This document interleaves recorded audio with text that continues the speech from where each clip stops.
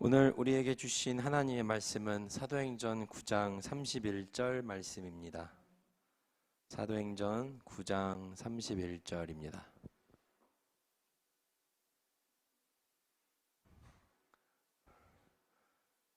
다 찾으셨습니까? 한 절이니까 한 목소리로 한번 읽어보도록 하겠습니다. 그리하여 온 유대와 갈릴리와 사마리아 교회가 평안하여 든든히 서고 주를 경외함과 성령의 위로로 진행하여 수가 더 많아지니라. 한 번만 읽어봅시다. 자, 시작.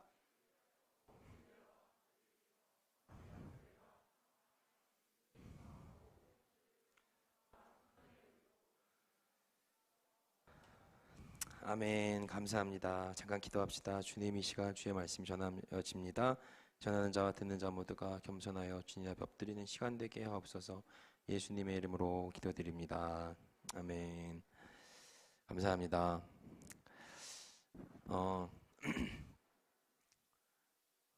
아는 청년들은 알겠지만 오늘 교회에 조금 중요한 결정이 있었습니다. 그래서 우리 담임 목사님께서 사임을 하셨어요.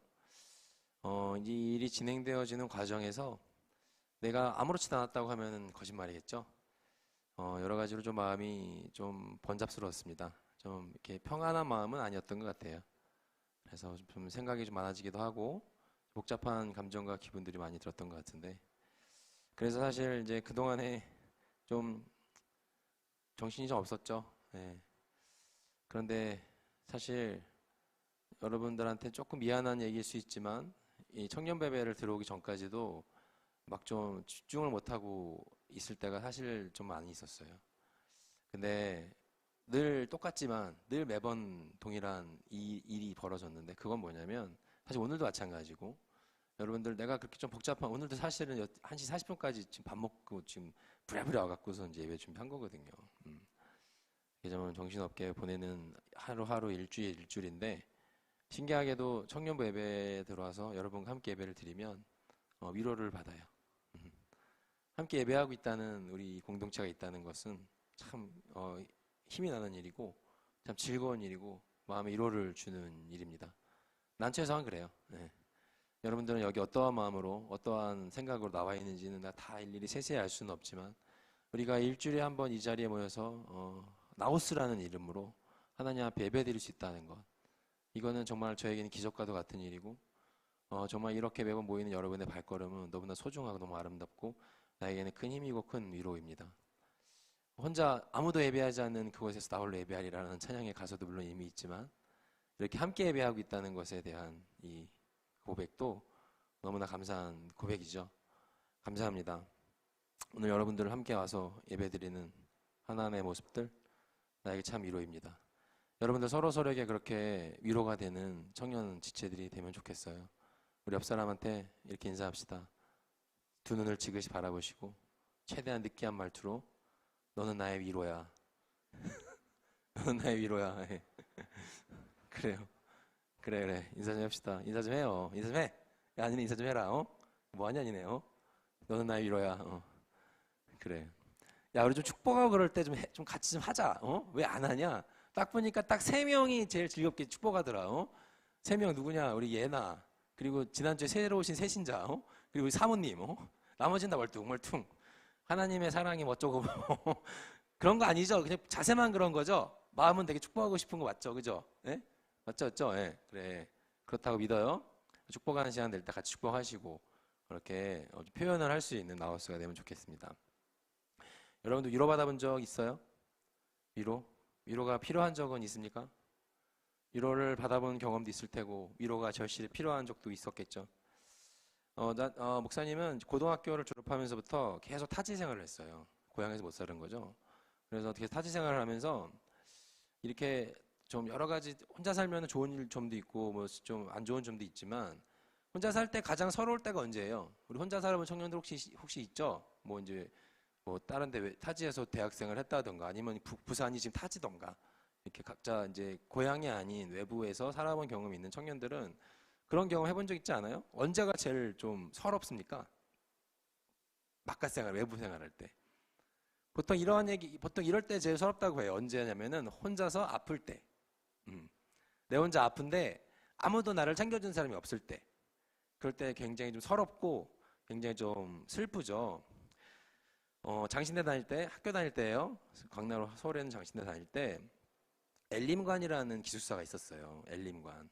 근데 그 엘림관이 얼마나 오래된 건물인가 하면은요, 거의 이제 학교의 개교와 같이 세워진 건물이에요. 50년도 넘은 건물이죠.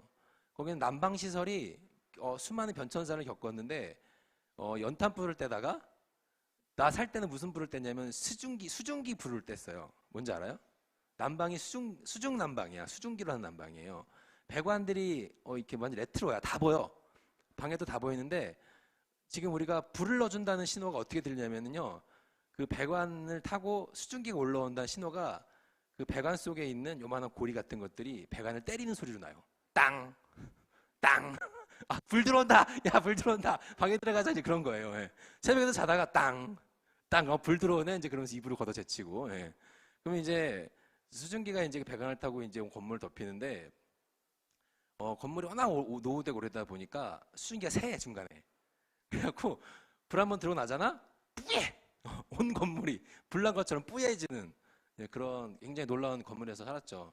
거의 포로 수용소급, 예, 포로 수용소급의 건물에서 살았는데, 이제 거기에서 살 때 엘린간 침대에서 혼자 아팠던 기억이 나요. 몸살이 난 거죠. 예, 주일 사역을 마치고 들어갔는데 몸살이 난 거야. 아, 근데 이제 그 혼자 아파서 누워있던 때가 참 생각이 많이 나요.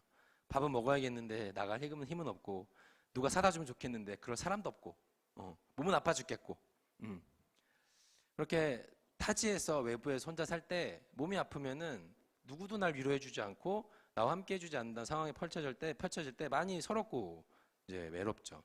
근데 이제 결혼을 하고 나니까, 결혼해서 좋은 것도 그거예요. 내가 아플 때 누군가 옆에 있다는 것을 굉장히 오랜만에 경험한 거죠. 고등학교 때 졸업 이후로 내 아플 때 옆에 누가 있다는 경험을 해본 적이 별로 없는데, 이제 20년 만에 내가 아픈데 누군가가 옆에 있다는 것, 옆에서 나한테 다독여주고 힘내라고 약도 갖다 주고 물도 떠다 주고, 예? 이렇게 공감해 준다는 거, 용기도 준다는 거, 그게 참 큰 위로고 큰 힘이 되었던 것 같습니다. 위로라는 것이 엄청난 것이 사실 아니에요. 그렇죠? 위로라는 거는 어떤 거예요? 위로할 때 가장 중요한 감정이 뭡니까? 그 순간 내가 느끼는 아픔이나 슬픔이나 절망이나 여러 가지 감정을 같이 공감해 주는 것이 사실 위로잖아요. 그렇지 않습니까? 위로라고 하는 것이 엄청나 대단하고 뭐 엄청나게 크게 스킬을 요하는 것이 아니고, 이렇게 공감해 준다는 거. 여러분들 그런 경험 있죠? 위로 받아본 경험도 있고 위로해 준 경험도 있고. 위로해 줄 때 어때요? 권면해 줍니까? 충고해 줍니까? 조언해 줍니까? 그러면 위로가 돼요? 아, 나 사실 야 짜증나 죽겠어. 야, 우리 학교 아주 우리 직장에 가면 직장에 있잖아, 그 대리 완전 짱나. 야, 그럼 막 뭐 일도 막 내가 위로받고 싶어서 누군가한테 나의 그 직장 생활 고충을 얘기를 했어요. 그 친구가 어떻게 해주면 좋겠어? 같이 욕해주길 바라잖아요. 진짜? 완전 짱난다. 야, 야, 그런 사람 있어? 야, 데리고 와. 이래줘야 짜증나지. 짜증이 질 나잖아요. 근데 완전 짜증나려면은 그렇게 했는데 친구가 가만히 보니까 너한테도 문제가 있는 것 같아. 야, 너가 진짜 생활 못 똑바로 이런 식으로 나온다고 하면은 그 친구한테 위로 받을 수 있어요? 다시는 얘기하기 싫죠. 다시는 그 친구한테 내 고민을 얘기하고 싶지 않아요. 위로라는 것을 생각했을 때 제일 중요한 요소는 공감입니다. 공감하는 거예요. 그 사람의 감정에 공감하고, 그 사람의 상황에 공감하고, 그 사람의 말에 공감하고, 누군가 내 말에 공감해 준다는 거, 누군가 내 감정에 공감해 준다는 거, 누군가 내 생각과 마음이랑 비슷한 감정선으로 이해해 주고 있다는 것, 사실 그것이 위로의 아주 중요한 요소예요. 그렇죠? 동의합니까? 우리 남자 청년들이 잘 들어야 돼, 이거를. 남자애들이 이걸 잘 못하거든. 남자애들은 이성적 판단이 먼저 앞서는 애들이기 때문에 자매들이 힘든 얘기 하잖아요? 그러면 감정에 공감하지 않고 그 상황을 파악을 해요. 예. 그래갖고 아까처럼 너한테도 문제가 있는 거 남자애들부터 많이 하는 얘기거든. 가만히 생각하면 네 말투도 문제가 있지 않았을까? 혹시 네가 조금 일처 늦게 한 게 아니었을까? 그러면서 혹시 그 대리가 말한 지시사항을 네가 이해 못한 게 아니었을까? 이런 식으로다가 이제 상황을 파악하려고 하는 남자들의 묘한 심리들이 있는데, 또 자매들은 또 이걸 이해해줘야 돼요. 저 자식이 남자라서 그렇구나. 여자라서 그럼 여자애들도 물론 그런 애들이 있을 수 있지만 이런 차이가 사실 있는 거예요. 사실 나도 남자지만 위로받았다고 느낄 때는 언제냐면 공감해 줄 때인 것 같아. 아, 내가 위로받고 있구나라고 느낄 때는 그 사람이 내 말을 100%는 아닐 수 있지만 최소한 7, 80% 정도 공감해주고 그 상황에서 같이 슬퍼해주고 같이 욕해줄 때 위로받고 있다는 느낌을 받습니다. 결혼 전에 이성 문제로 많이 힘들었어요. 20대 시절이 그렇죠?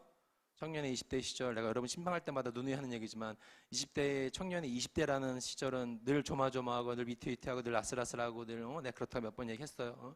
목사님 연애 시작했어요. 아슬아슬해. 조마조마해. 저거 언제 헤어질까 저거. 헤어졌다가 또 징징대지 않을까. 목사님 헤어졌어요. 또 위태위태하고 또 헤어졌대 저거. 어떻게 하면 좋아. 늘 이런 마음이야. 목사님 저 취업했어요. 또 위태위태. 저거 또 조만간 또 직장 때려친다고 하는 거 아닌가. 근데 분명히 한두 달쯤은 힘들다고 할 텐데요. 20대 시절은 사실 늘 그래요. 나도 그런 20대를 지나왔는데 참 그 이성 문제 때문에 많이 힘들었던 것 같아. 여자 문제, 참 난 남자니까 여자 문제죠. 이성 교제 때문에 결혼이라는 이슈 때문에 참 힘들었던 시간들이 많았는데 이 29살 때쯤 됐던 거 그때 28, 29살 때가 참 많이 내 인생에서 힘들었던 시기였는데 그때 정말 많이 힘들 때 참 위로라는 단어가 나의 큰 관심사였던 적이 있었어. 이 위로라는 단어가 내 삶에서 참 중요한 화두였던 적이 있었다고요. 늘 위로가 고팠어. 늘 위로를 받고 싶어 했어. 그때 우연찮게 성경을 펼치고 성경을 보다가 본 말씀이 바로 오늘 우리가 읽은 말씀이었어요. 위로. 성경에 위로라는 단어가 등장하더라고요. 그냥 위로가 아니고 성령의 위로. 말씀 한번 다시 읽어볼까요? 사도행전 9장 37절 말씀 읽어봅시다. 자, 시작. 온 유대와 갈릴리와 사마리아와 교회가 평안하여 든든히 서가고 주를 경외함과 성령의 위로로 진행하여 수가 많아지. 너무 멋있잖아요. 위로라는 단어도 나한테 참 마음에 따뜻함을 주는데 사람이 주는 위로가 아니고 성령이 주는 위로래요. 성령의 위로. 이 단어만으로도 나는 참 그때 너무 큰 위로를 받았던 것 같아요. 야, 성령님이 주신 위로는 얼마나 따뜻할까? 성령님이 주신 위로는 얼마나 내 마음을 만져줄까? 성령이 주신 위로는 얼마나 나한테 큰 힘이 될까? 라는 생각을 했던 것 같아요. 그래서 그 시절에는 앞뒤 맥락 무슨 내용인지도 모르고 그냥 성령의 위로라는 말이 너무 좋았어. 그리고 성령의 위로가 내 삶에 임하기를, 성령의 위로가 내 삶 가운데 충만하기를 기도했던 경험이 납니다. 근데 그 이후에 이제 성경을 공부하면서 말씀을 가만히 보니까 오늘 이 사도행전 말씀에서 임했던 성령의 위로는 개인에게 임했던 위로보다는 물론 개개인에게 임한 위로일 수도 있죠. 근데 좀 더 넓은 맥락에서 봤을 때 교회 속에 임했던 위로였던 거예요. 교회에 임했던 성령의 위로. 유대와 갈릴리아와 사마리아의 교회가 든든히 서가는데 오늘 31절 말씀이죠. 온 유대와 갈릴리와 사마리아 교회가 평안하여 든든히 서가는데 거기에 뭐가 있었다고 말하냐면은 주를 경외함과 성령의 위로가 있었다고 말하고 있어요. 주를 경외함과 성령의 위로가 있었다. 자, 위로가 있었다는 것은 사실 무슨 말이에요? 반대로 말하면 위로가 필요한 상황이었다는 거예요. 성령의 위로가 있었다는 것은 뭔가 이 공동체 안에 성령의 위로가 필요한 상황이었다는 거야. 그것은 아픔이 있었다는 말이고 그것은 힘든 시간이 있었다는 말인 거예요. 뭔가 아프고 힘든 시간이 있었기 때문에 위로가 필요한 상황이었다는 거야. 어떤 상황이었냐? 한번 봅시다. 오늘 우리가 읽은 사도행전 9장은 초대교회 그리고 지금까지 이 기독교 역사에서 아주 떼어낼 수 없는 엄청난 대사건이 일어났던 이야기를 하고 있습니다. 사도행전 9장에는 어떠한 내용이 나오냐면은 바로 사도 바울의 회심 사건이 나와요. 바울 알죠? 바울 이름 들어봤죠? 신약의 거의 반 이상을 기록한 아주 유명한 예수님의 제자입니다. 12사도 중에 한 명이라고 얘기하는데 직접 만난 사도는 아니지만 사도의 반열에 올라갔던 아주 중요한 인물입니다. 기독교 역사에서. 바울이 없었다면은 천교가 하나님께 또 다른 사람을 통해서 일하셨겠지만 어쨌든 바울을 통해서 하나님께 일하셨어. 그래서 선교가 되고 소아시아와 유럽으로 복음이 전파되고 그런 통로와 이방인들의 복음의 문이 열리고 구원의 문이 열리고 이것이 사도 바울을 통해서 사실 시작된 거거든요. 엄청난 대사건이 어디서 일어났냐면 9장에서 일어났어요. 9장. 우리가 오늘 읽은 9장이 바로 사도 바울의 회심이 일어난 장입니다. 그런데 봐요. 지금 사도 바울이 어떤 사람이었는지 알지?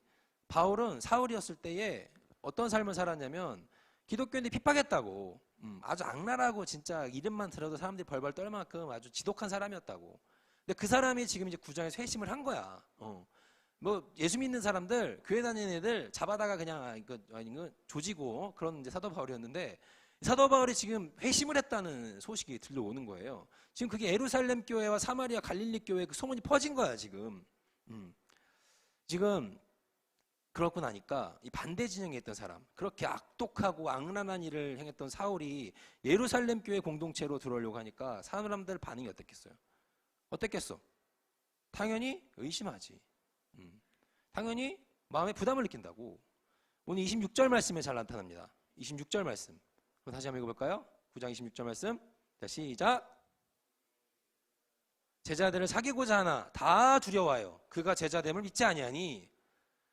회심했어요. 다메섹으로 예수 믿는 사람들 잡으러 가는 도중에 예수님 만나고 인생이 전환됐어. 바뀌었다고.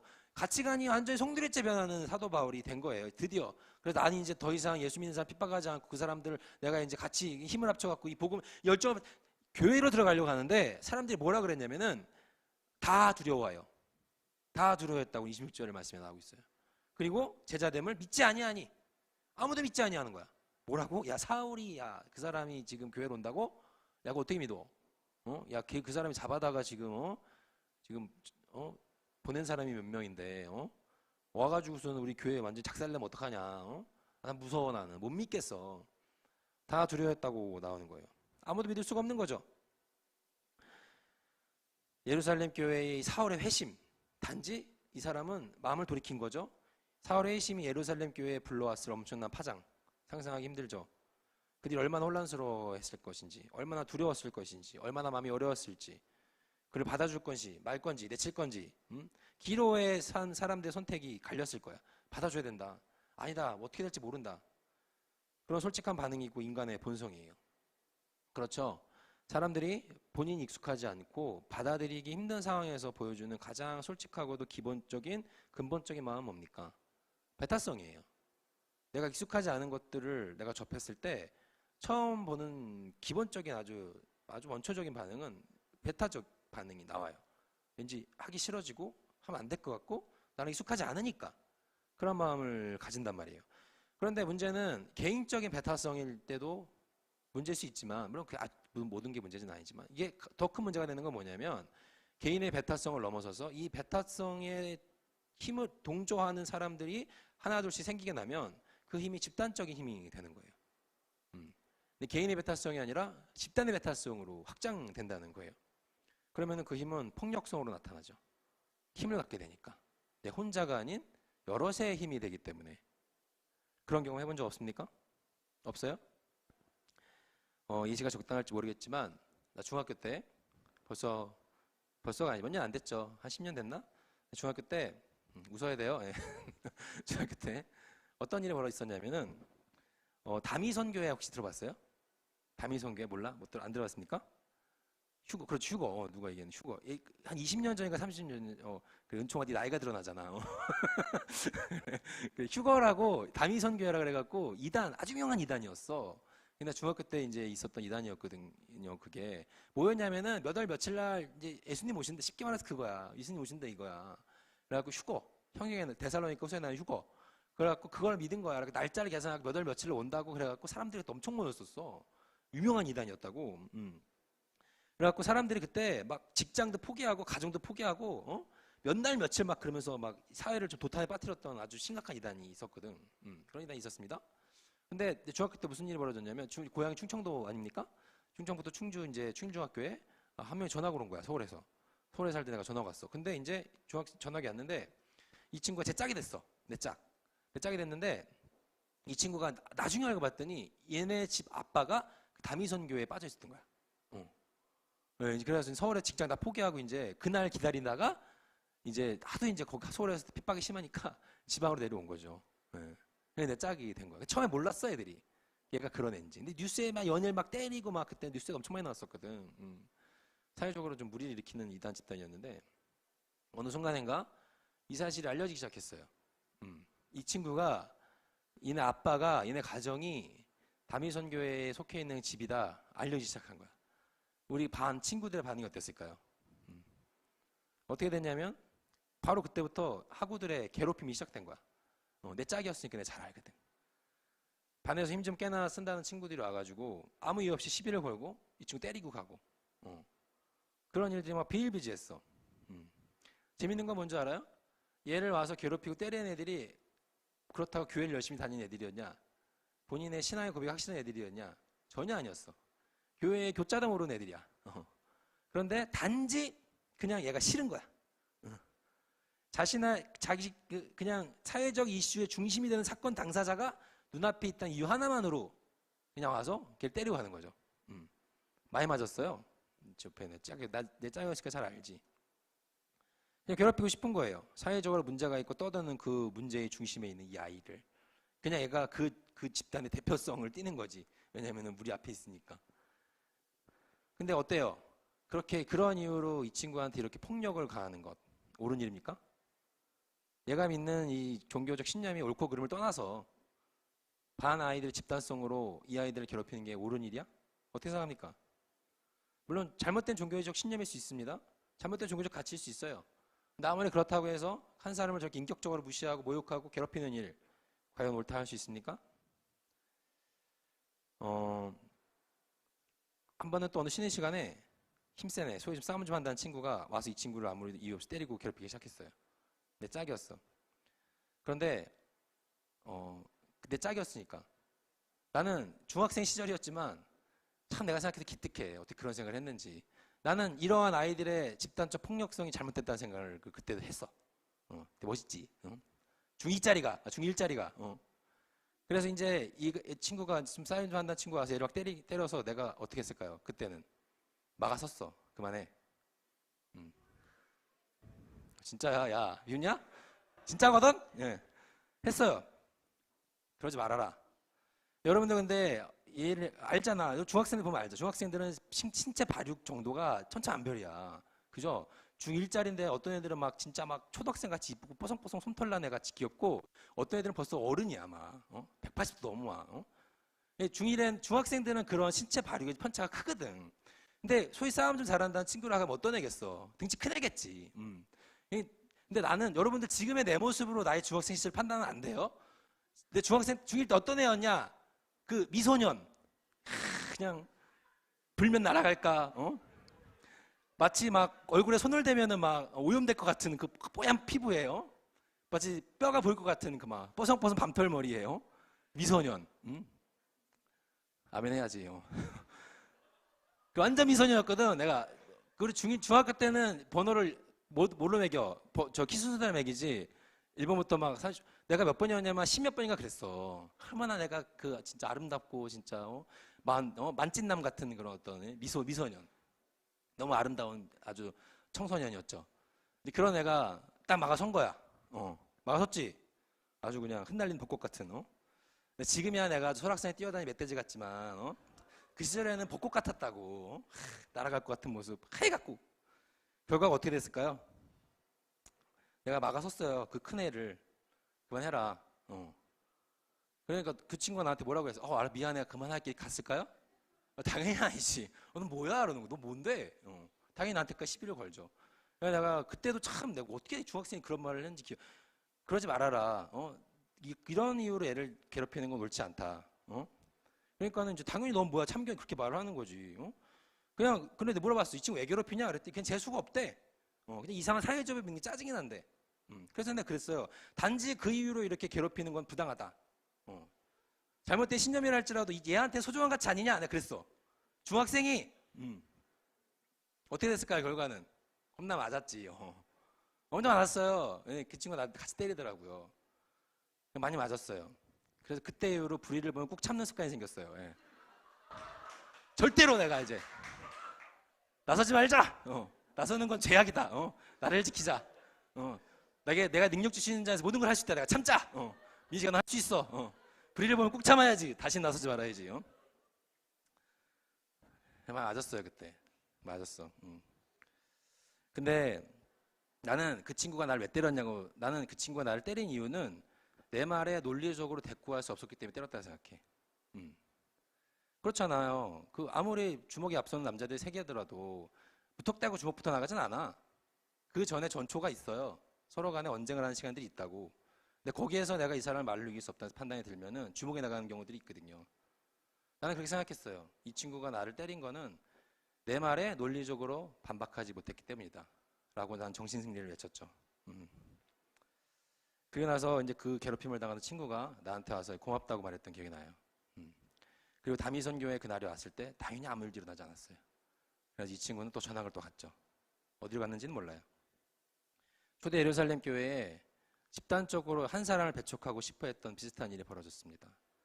사도 바울이라는 사람이 회심을 해서 교회 공동체로 들어오려고 하는데 그 회심에 대한 진위보다 저 회심이 진짜인지 거짓인지에 대한 것을 궁금해하기보다도 단지 그 사람이 전에 가지고 있었던 그런 이미지, 전에 가지고 있었던 잘못된 신념, 그런 거, 자신들 괴롭혔던 그 잔상들, 그런 거에 사로잡혀서 그 사람의 회심의 진위를 확인하기보다는 단지 밀어내고 싶어하는 초대교회 모습이 등장하는 거예요.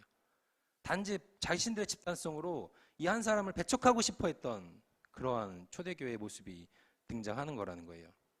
그러니 교회 안에서 얼마나 이야기들이 분분했겠습니까? 서로 간에 많이 싸웠을 수 있어요. 다퉜을 수도 있고. 지금 이러한 상황에서 사도행전 9장 31절에는 이 자리에 뭐가 있었다? 성령의 1호가 있었다고 말하고 있는 거예요. 성령의 1호가. 이러한 자리에 성령의 1호가 있었다고 오늘 말씀은 말하고 있습니다. 그런데 성령의 1호, 성령의 1호보다 이거 성령의 1호 앞절에 우리 오늘 읽은 말씀에 보면은 예루살렘 교회 성도들이 보여줬던 아주 중요한 신앙의 모습이 있습니다. 그것이 뭡니까? 오늘 성경 말씀 9장 31절 주를 경외함. 성령의 1호보다 앞서서 주를 경외함과라고 오늘 말씀은 이야기하고 있습니다. 하나님을 경외함과 성령의 1호하심이 이 공동체 가운데 있었다라고 합니다. 주를 경외함은 뭐예요? 예수님을 기억한다는 거죠. 하나님을 생각한다는 거예요. 예수님을 두려워하는 마음이 있었다는 거죠. 하나님을 사랑하는 마음이 있었다는 거예요. 그렇게 하나님을 경외하는 마음이 힘썼을 때, 주님을 경외하는 마음이 중심을 잡았을 때 바로 그 자리 가운데 성령의 위로하심이 있었다고 오늘 말씀은 말하고 있습니다. 그렇잖아요. 우리가 주를 경외하는 마음이 나한테 확실히 있다면 내가 누누이 얘기하잖아. 그 마음으로 상대를 볼 수가 있어요. 내가 내 안에 있는 나의 가치관과 나의 중심보다 내 안에 있는 하나님의 사랑, 주님을 경외하는 마음이 좀 더 크다면 나한테 여러 가지 많은 일이 있었고 나한테 여러 가지 가치관들이 있었고 나 생각이 다른 일들이 있을 수도 있고 나랑 가치관이 다른 여러 가지 사람들을 만날 수도 있지만 우리 근본에 예수님을 얼마나 사랑하는가, 얼마나 주님을 경외하는 마음이 있는가라는 걸 돌아봤을 때 우리는 그러한 마음으로 상대를 볼 수가 있습니다. 위로가 뭡니까? 이 세상에 위로가 필요하지 않은 사람이 있을까요? 아니야. 지금 여기 교회 문 밖을 나가서 길거리에 건너다가 그냥 아무나 자꾸 물어봐도 누구나가 다 나는 위로가 필요하다고 말할걸요? 이 세대는 위로가 필요하지 않은 사람이 단 한 명도 없습니다. 그 말은 뭐예요? 누구나 다 상처와 아픔이 있었다는 거예요. 위로가 필요하다는 것은. 성경에 위로라는 단어가 가장 많이 나온 책이 뭔지 알아요? 성경에? 위로라는 단어가 제일 많이 나온 책. 뭘까요? 뭘 것 같아? 응? 맞출 법도 한데? 응? 고난하면 떠오르는 책 있지 않습니까? 그렇죠, 욥기. 정답. 성경에 욥기에 위로라는 말이 제일 많이 나와요. 그리고 그 다음에 욥기 다음에 위로라는 말이 많이 나온 책은 이사야 알죠? 이사야책 66권까지 있습니다. 66장까지 있습니다. 이사야는 제1 이사야와 제2 이사야로 나눌 수가 있어요. 분기점이 되냐면 40장이야. 40장. 40장을 보통 포로기 이후에 이스라엘 백성들한테 선포되는 제2 이사야라고 보통 많이 얘기를 합니다. 그러니까는 그 40장 2장에는 포로기 이전이야. 예루살렘이 멸망하던 시절에 떨어진 묵시의 말씀이라고. 그러니까 책망하는 말씀이 많아. 너네 똑바로 살아라 너네. 니네 그러다가 하나님 혼난다. 너네 자꾸 하나님 경외 안 하고 니네 하고 싶은 대로 살면 하나님 심판이 말 거라고. 심판의 메시지가 40장 이전에 막 서슬퍼러게 떨어지거든. 근데 40장부터는 딱 어떤 상황이 벌어졌냐면 이제 포로로 돌아온 사람들, 그 험하고 모진 시간을 거쳐서 다시 공동체로 돌아온 사람들을 향한 말씀이 선포되는 거야. 그러니까 그 사람들한테 필요한 게 뭐겠어? 위로지. 이사야 40장 1절 어떻게 시작하는 줄 알아요? 40장 1절 너희 하나님이 이르시되 너희는 위로하라. 내 백성을 위로하라. 너무 소름 끼치잖아요. 맨날 나만 소름 끼치고. 너희는 내 백성을 위로하라. 그 하나님의 너무 그 따뜻한 마음이 느껴지지 않습니까? 70년 동안 그 바벨론 포로 생활 막 끝에 포로 돌아온 백성들을 향한 위로의 말씀. 너네는 이제 위로받아야 돼. 그 모진 세월, 나라가 멸망하고 너네 동족들이 잡혀가고 너의 가족들이 죽어가는 그 처참한 시간을 견뎌내고 돌아온 이 백성들, 내가 너희들 위로해 줄게. 위로해 줄게. 이사야 49장 13절, 여호와께서 그의 백성을 위로하셨은즉 그의 고난당한 자를 긍휼히 여길 것임이라. 이사야 51장 3절, 나 여호와가 시온의 모든 황폐한 곳을 위로하여 그 사막을 에덴 같게 그 광야를 여호와의 동산 같게 하였나니 그 가운데 기뻐함과 즐거워함과 감사함과 창화하는 소리가 있으리라. 위로되죠 아마. 이사야 57장 18절, 내가 그의 길을 보았은즉 그가 고쳐줄 것이라. 그를 인도하며 그와 그를 슬퍼하는 자들에게 위로를 다시 얻게 하리라. 욥기 이사야가 그래요. 아픔이 있고 슬픔이 있는 자리에 하나님은 위로의 말씀을 선포하셨습니다. 그것이 바로 하나님의 속성이에요. 오늘 이 예루살렘 공동체 교회에 위로가 필요한 상황이었어. 바울이라는 한 사람이 교회 공동체로 들어오는 문제 때문에 교회가 분열이 나고 힘들어하고 어려운 상황 속에서 하나님은 그것에 성령의 위로를 주셨다고 말합니다. 성령의 위로가 있었던 것은 그들 모두가 주님을 경외하는 마음을 품었을 때, 그 자리 가운데 성령의 위로하심이 있었다는 거예요. 성령의 위로하심, 그것이 바로 하나님의 속성입니다. 위로라는 이 헬라어가 파라클레시스라고 보통 하는데, 이제 이게 보혜사, 성령, 파라클레토스랑 원이 같아요. 그 성령의 위로라는 것은 성령님이 속성이 위로의 속성을 갖고 있다는 거야. 근데 이게 뜻이 정확히 뭐냐면은 문자적으로는 곁으로 부르다, 내 곁으로 부르다라는 뜻이야. 곁으로 부르다. 이 파라클레시스라는 뜻이, 위로라는 뜻이 곁으로 부르다. 너무 좋죠? 주를 경외함. 여러분들을 위로, 성령의 위로는 서로 간에 오는 위로가 아니라 주님을 경외함으로 갈 때 오는 위로인 거야. 그랬을 때 우리 가운데에도 성령의 위로가 임한다고. 곁으로 부르다. 우리가 성령님의 곁으로 나아갈 때, 하나님을 경외하는 마음으로 나아갈 때 거기에서 위로를 얻을 수 있는데, 너도 하나님을 향한 경외함으로 나아가고 너도 하나님을 향한 경외함으로 나아갈 때 같이 붙어가는 우리들이 서로 그 하나님의 속성으로 위로를 받을 수 있다는 말인 거예요. 그래서 우리는 함께 웃을 수 있는 거죠.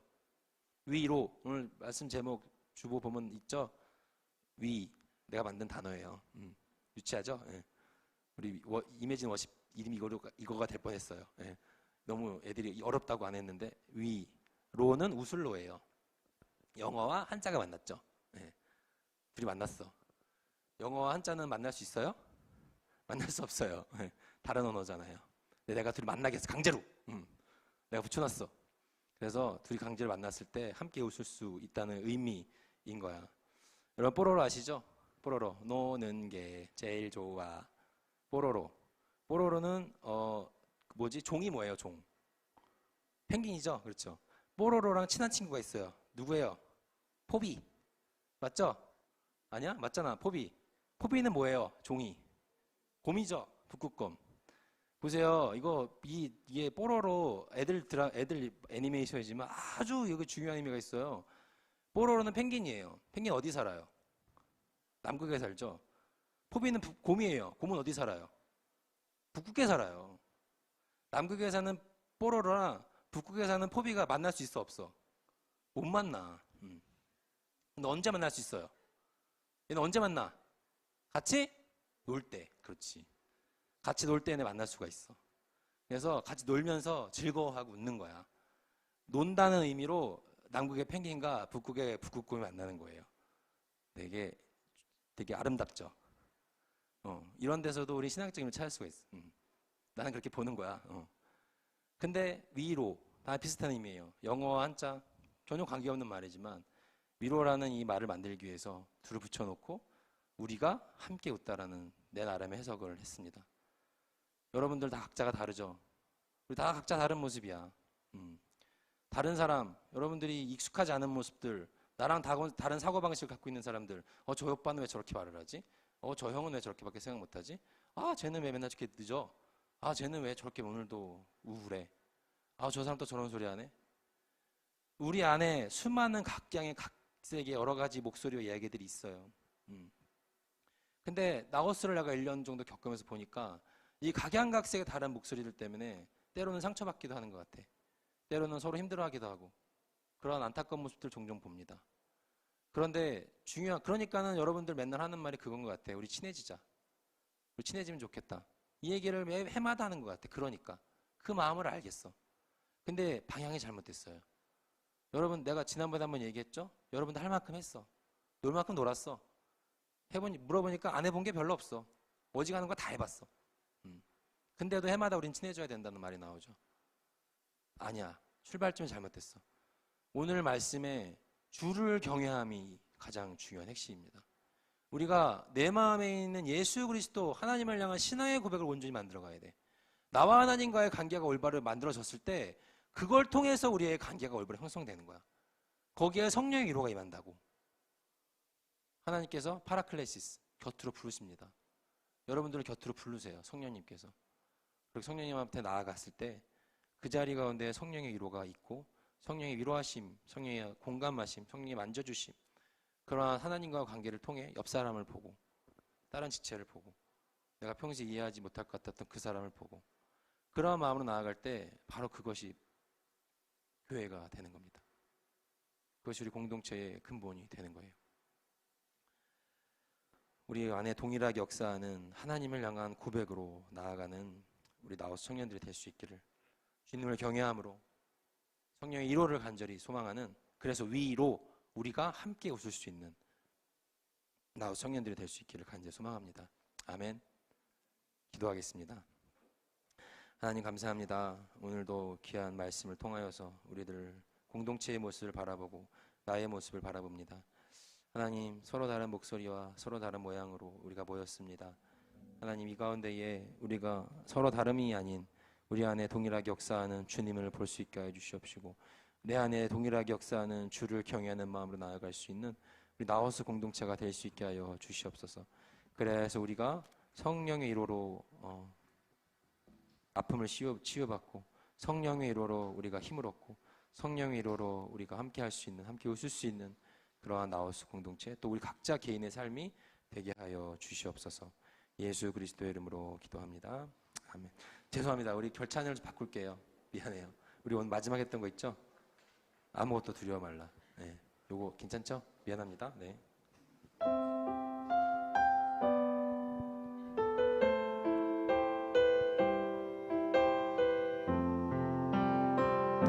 찬양합시다. 가사를 기억하시면서, 말씀을 기억하시면서 아무것도 두려워 말라. 주 나의 하나님이 지켜주시네. 놀라지 마라. 겁내지 마라. 주님 나를 지켜주시네. 한번 더 배워갑시다. 아무것도 두려워 말라. 아무것도 두려워 말라. 주 나의 하나님이 지켜주시네. 놀라지 마라. 겁내지 주님 우리를 지켜주시네. 주님 나를 지켜주시네. 내 마음이 힘이겨 내 맘이 힘에 겨워 지칠지라도 주님 나를 지켜주시네. 세상의 험한 풍파 몰아칠 때로 주님 나를 지켜주시네. 주님은 나의 산소. 주님은 나의 요새.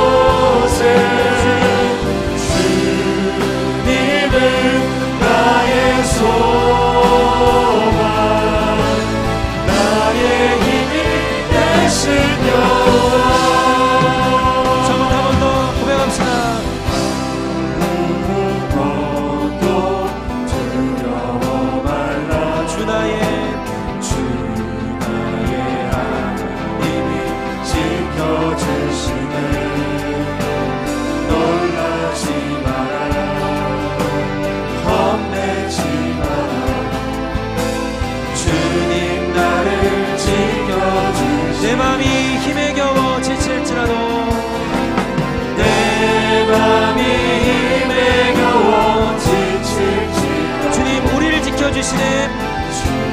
우리를 지켜주시네. 세상의 험한 풍파, 세상의 험한 풍파 몰아칠 때도 주님 우리를 지켜주시네. 주님 우리를 지켜주시네. 주님은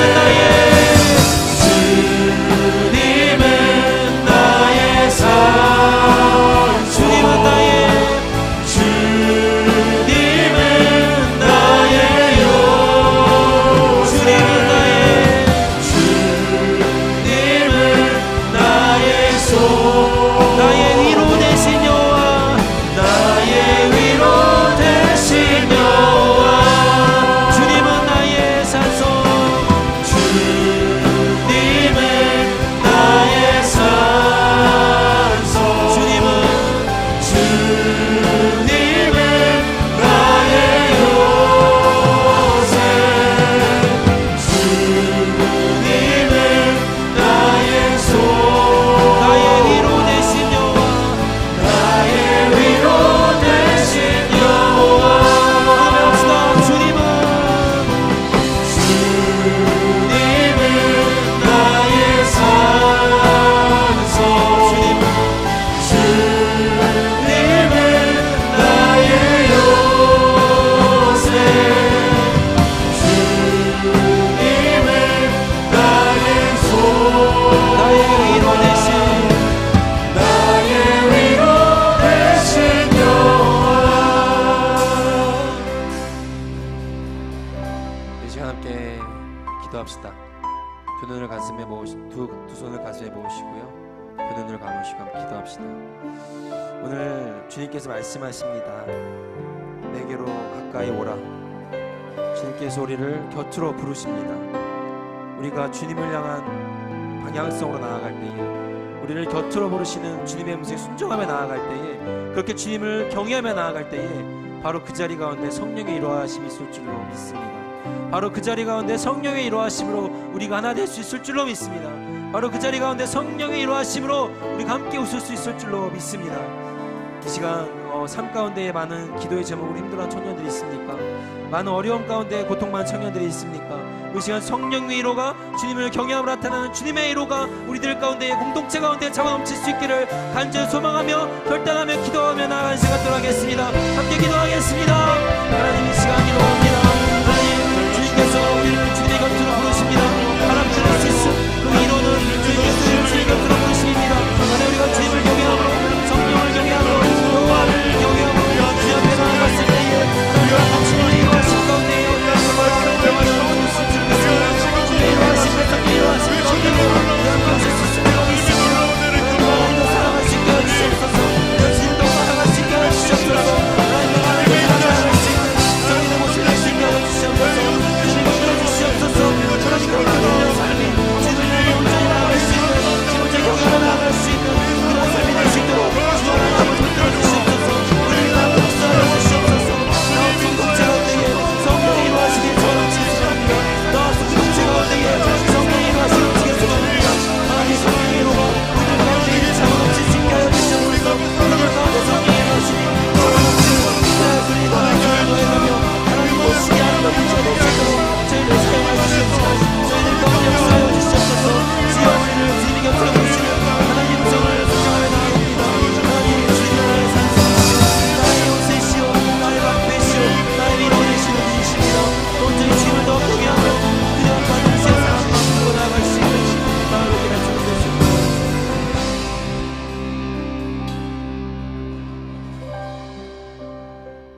하나님, 삶을 살아가다 보면 나와 다른 모습, 나와 다른 신념, 나와 다른 가치관들 때문에 고민하고 힘들어할 때가 있습니다. 하나님, 그러할 때일수록 우리가 주님을 더 경외할 수 있게 해주시옵시고, 내 안에 있는 그리스도를 더 바라볼 수 있는 청년의 삶이 되게 하여 주시옵소서. 그리하여서 파라클레시스, 우리를 주님 곁으로 부르시는 그 주님의 음성에 순종하여 주님 곁으로 더 나아감으로 주님이 주신 성령의 위로를 경험함으로 그렇게 승리하는 삶을 살아가는, 그래서 우리가 서로 함께 웃을 수 있는 삶이 되기를 간절히 바라는 나우스 청년들의 삶이 되게 하여 주옵소서.